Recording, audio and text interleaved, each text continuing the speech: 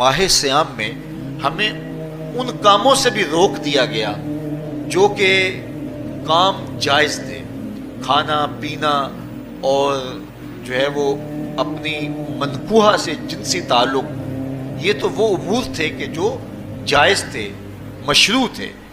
लेकिन औकात रोज़ा में उन जायज़ कामों से भी हमें रोक दिया गया। इस फ़लसफ़े को हमें समझना होगा कि जो काम शरीयत में जायज़ थे, मशरू थे, रोज़ा उनसे भी रुक जाने का नाम है। और जो चीज़ें शरीयत में जायज़ ही नहीं हैं, झूठ बोलना है, गीबत करना है, बदनिगाही है और दीगर बुरे आमाल हैं, तो ये चीज़ें तो रोज़ा ना भी हो फिर भी नाजायज़ हैं।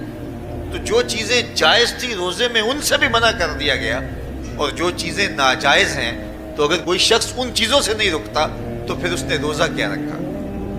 एक बंदा भूख काटता है लेकिन झूठ बोलता है, एक बंदा प्यास काटता है लेकिन गीबत करता है, एक बंदा सुबह से शाम तक ना कुछ खाता है ना कुछ पीता है लेकिन रिश्वत लेता है।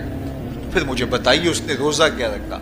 रोज़ा तो एक मश्क थी कि जो चीज़ें जायज़ थी उनसे भी मना कर दिया गया, उनसे भी रोक दिया गया, और जो नाजायज़ थी वो तो पहले ही नाजायज़ थी, रोज़े के बगैर भी नाजायज़ थी। तो इसलिए रोज़ा एक मश्क है। हमारे सामने मुरगन ग़ज़ा मौजूद है, हमारे पास सामने ठंडा मशरूब मौजूद है, और हमें मश्क करने की तलकीन की गई कि तुम्हें भूख है, शिद्दत की प्यास है, लेकिन सब्र करके दिखाओ, तुम नहीं लोगे, ये तुम्हारी मश्क है। तो फिर जो हराम होगा, अल्लाह की तरफ से ममनू होगा, तो उसको तुम किस तरह लोगे जब तुम्हारी ये मश्क हो चुकी। लेकिन हम इस मश्क के अंदर ही जब उनसे नहीं रुकेंगे तो फिर हमारा रोज़ा ही नहीं होगा, फिर भूख और प्यास काटने के अलावा कुछ नहीं।